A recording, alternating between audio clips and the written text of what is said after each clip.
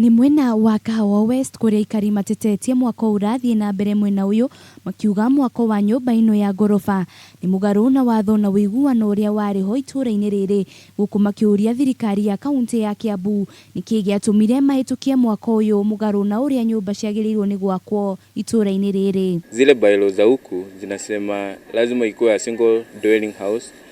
Tumejaribu kufanya kila kitu tunaweza kumsimamisha, but anatu overpower, sijui anatupitia channels gani ndio aweze kuapprove hizi drawings zake. Tuko na jirani ambaye hataki kufuata bylaws za estate. Is a controlled development estate. Aikari ya maugite waki wa nyumba icio cia gukomborithia waga gucungiriria uhaguku wa ugiteri makiuga watho-ini uria metikiranitie mundu ake nyumba ya guikara no ti nyumba cia gukomborithia. Plot ya 3 wanataka kujenga flats tena. Yeye hakuna mtu anaweza msimamisha. Mimi am very affected because I'm an immediate neighbor. Kiangalia mambo ya security tunajaribu kujua ni nani nyumba 10 initiative. Kama mimi ni chairman wa nyumba 10 initiative within this neighborhood.